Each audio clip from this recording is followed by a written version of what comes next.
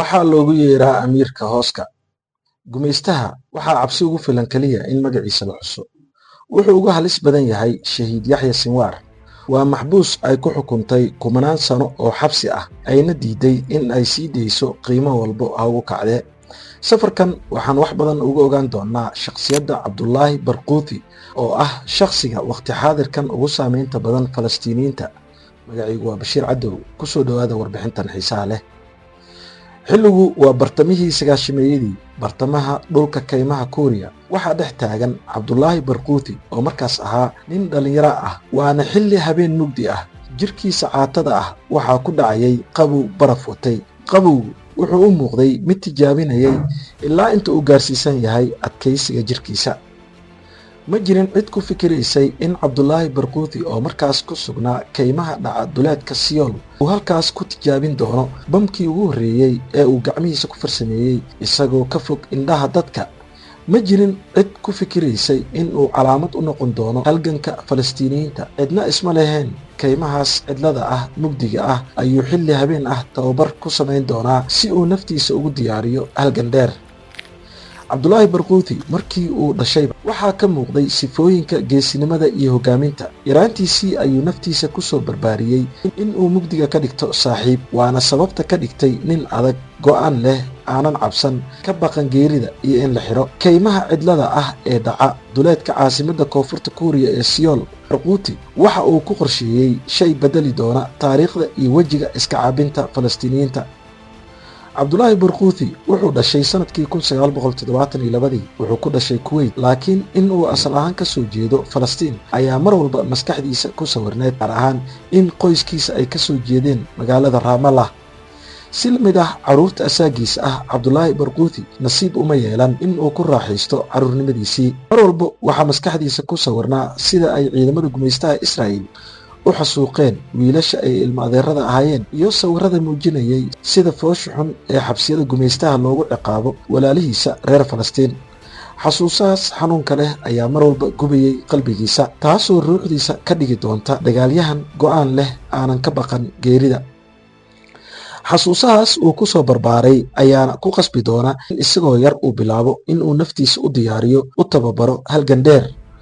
wuxuu bartay noocyada kala duwan ee funuunta dagaalka, weliba isagoo aad u da'yar oo aanan qaangaarin.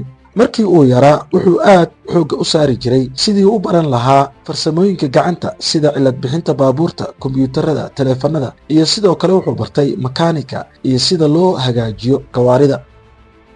markii qoyskiisa ay u guureen dalka Jordan, gaar ahaan dagaalkii Khaliijka sanadkii 1990, ayuu Cabdulaahi Barquuti dhameeyey waxbarashadiisii aasaasiga isagoo shahaado ka qaatay qaybta makaanika.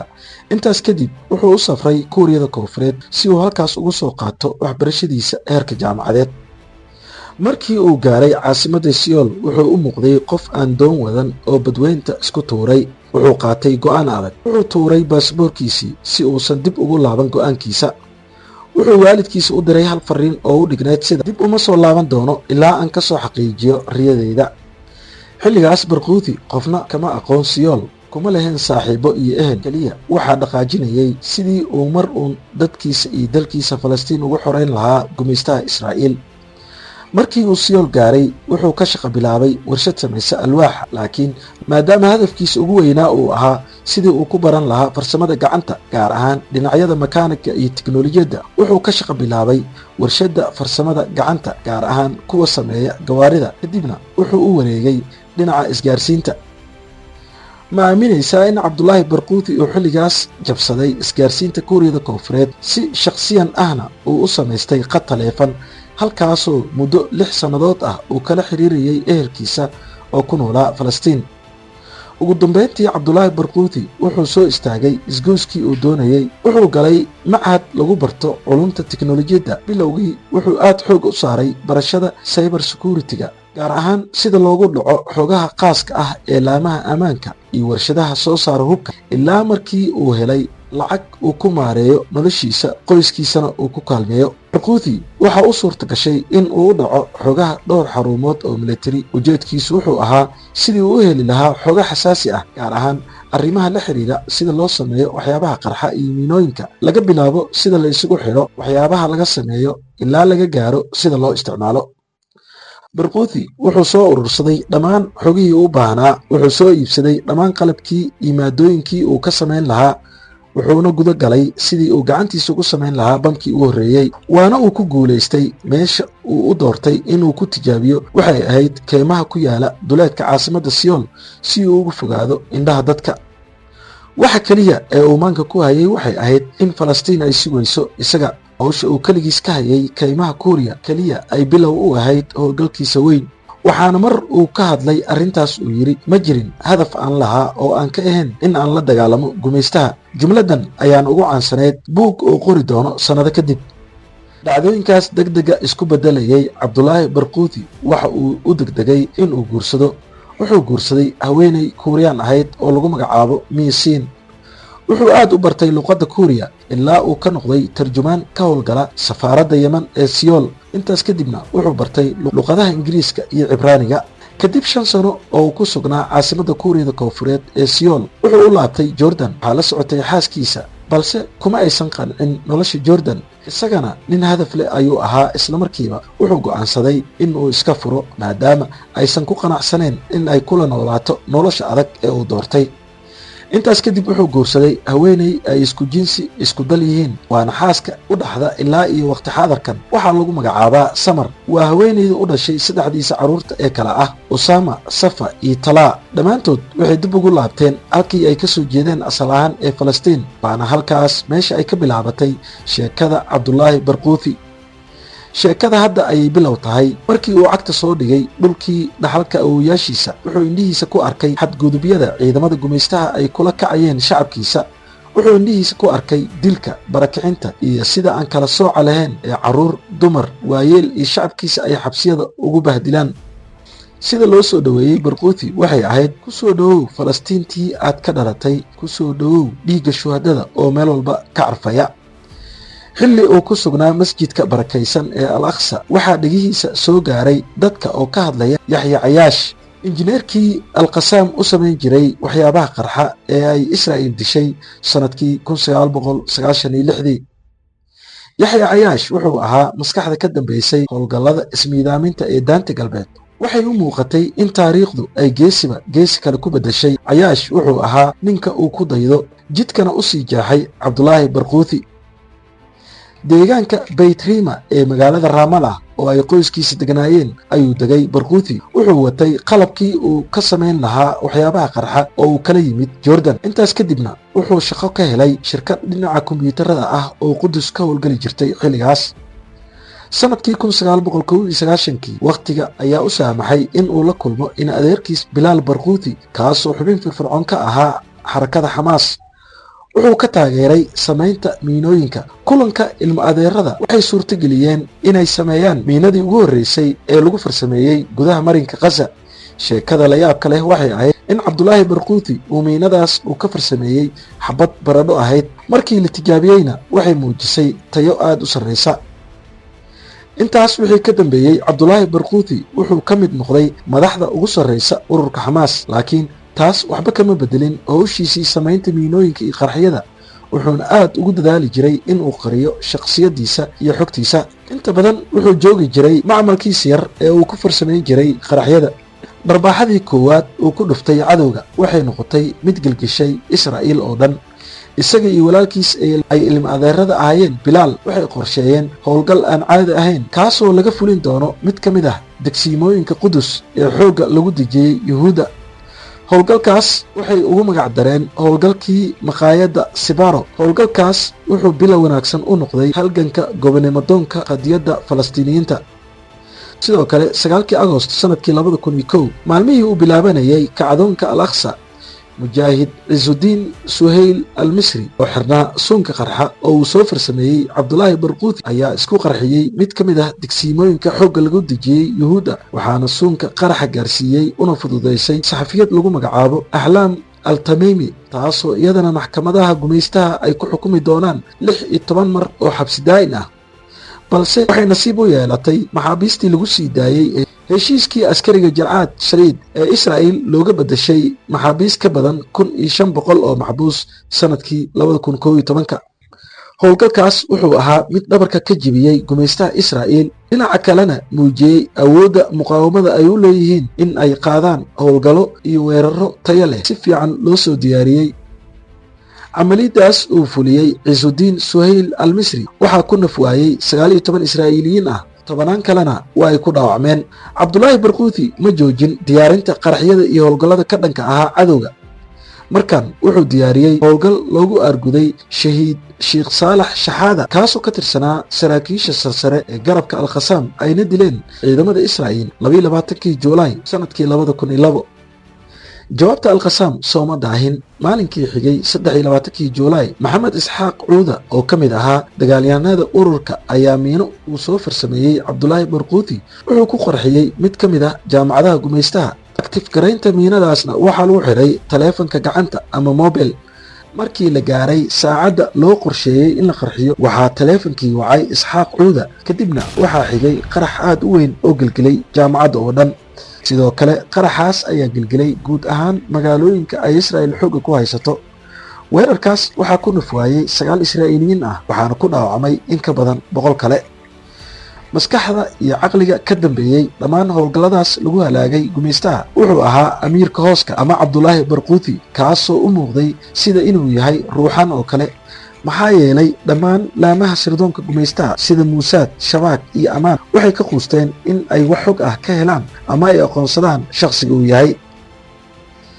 hadda waxaa la soo gaaray wakhtiga sida weyn loo xanuujin lahaa gumaystaha, gaar ahaan howlgal ka dhici doona bartamaha Israa'iil. howlgalku wuxuu dhacay 7 Maaj 2002, waxaana fuliyey shahiid Maxamed Jamiil Cuuda oo isku qarxiyey mid ka mid ah kalaabyada habeenkii lagu caweeyo oo ku yiilay koonfurta magaalada Tel Aviv.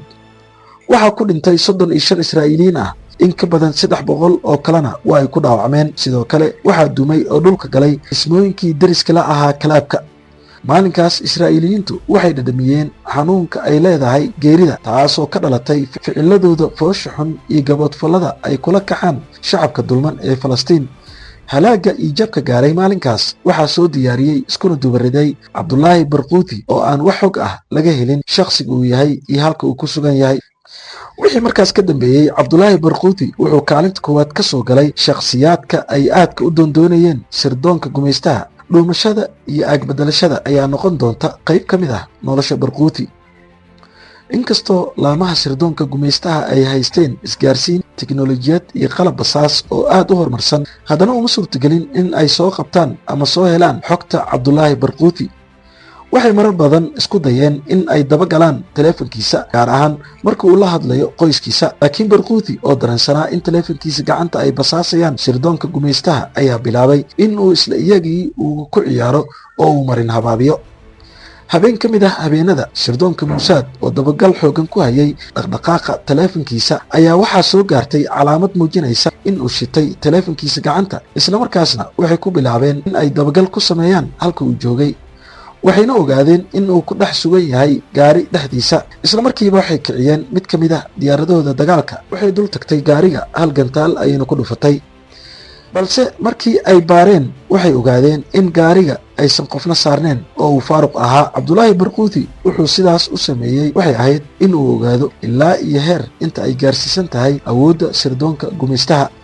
maalmo kadib, mid ka mid ah dhismooyinka Raamala sirdoonka Israa'iil waxaa ugu timid calaamad muujinaysa in Barquuti uu halkaas ku sugan yahay. isla markiiba waxay hareereeyeen ciidanka Israa'iil guriga. markii ay gudaha u galeenna waa uu ku qarxay. dhammaantoodna waxay noqdeen dambas. Barquuti oo dabinkan u sii dhigay ayaa ka hor inta uusan ka bixin guriga waxa uu dhowr meel uga xiray miinooyin. meel aan ka fogeen ayuuna ku sugnaa. markii uu hubsaday in ay gudaha u galeen askarta gumaystaha ayuu rumuudka u taabtay. Cabdulaahi Barquuti wuxuu noqday oo din ku taagnayd gumaystaha. sidoo kale wuxuu u diiday nasiino iyo inay nabad ku seexdaan. Muusaad, Shabaag, Amaan waa ka quusteen in ay soo qabtaan, laakiin sida badanaa ku dhacda geesiyaasha asaagiisa ah, waxaa dhabarka ka toogtay khiyaanoole ku dhiig iyo dad iyo diin ahaa. Barquuti meel uu habeen ku bariyey, habeen labaad kuma uusan hoyan jirin. wuxuu isaga kala gooshi jiray daanta galbeed iyo deegaanada ku hareeraysan. maalin maalmaha ka mid ah wuxuu la kulmay shakhsi falastiini ah oo guryaha kireeya. wuxuu kula heshiiyey in uu ka kireeyo guri, laakiin nasiib xumo shakhsigan ayaa gartay in ninka uu guriga ka kiraynayo uu yahay ninka ay sida weyn u doondoonayso Israa'iil ee Cabdulaahi Barquuti. wuxuu isla markiiba la xiriiray sirdoonka gumaystaha, wax walbana waa uu sheegay. bishii Maaj 5teeda sanadkii 2003 Cabdulaahi Barquuti waxa uu aaday goobtii ay ku ballameen shakhsiga uu kula heshiiyey in uu guriga ka kireeyo si ay heshiiska u wada gaaraan. Cabdulaahi waxa uu xambaarsanaa gabar yareed oo uu dhalay, laakiin wax walba si dhaqso ah ayay isku beddeleen. wuxuu arkay in uu dabin ku soo dhacay.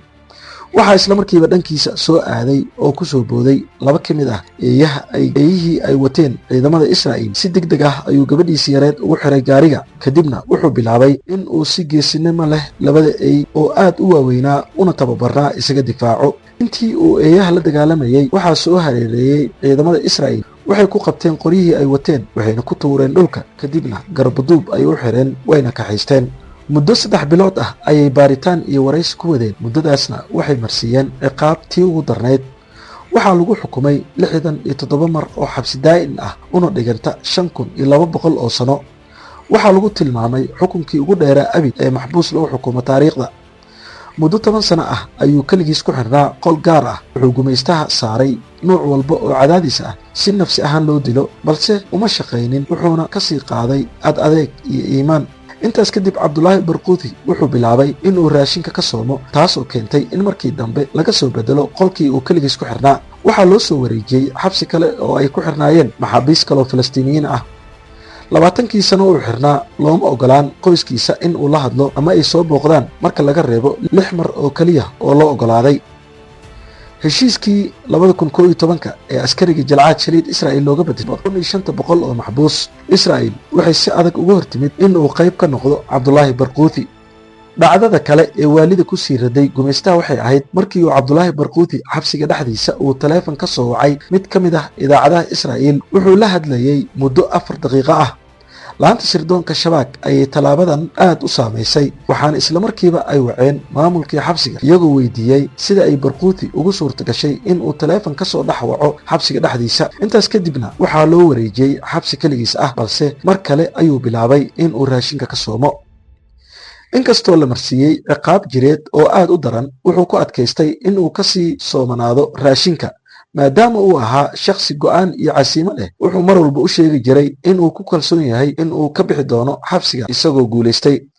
intii uu xabsiga ku jiray wuxuu awooday in uu qoro 10 buug oo badankood ku saabsan jihaadka, dacwada, siyaasadda iyo taariikhda. sidoo kale wuxuu awood u yeeshay inuu gudaha xabsiga ku dhammaysto waxbarashadiisa heerarka maajisteerka iyo PhD. kadib howlgalkii duufaanta Al-Aqsa iyo duulaankii wuxuushnimada ahaa ee ay Israa'iil ku qaaday marinka Gaza, magaca Cabdulaahi Barquuti wuxuu mar walba ka soo muuqanayay heshiisyada la doonayay in labada dhinac ay isku dhaafsadaan maxaabiista. haddaad ka heshay warbixintan, like saar muuqaalka si ay dhiirigelin noogu noqoto. sidoo kale haddaad ka mid tahay asxaabta nagu cusub, subscribe saaro janalka si ay kuu soo gaaraan warbixinada xiisaha leh ee aan halkan kusoo gudbino. mahadsanidin. aragtidiina noogu soo hagaajiya qaybta commentiga.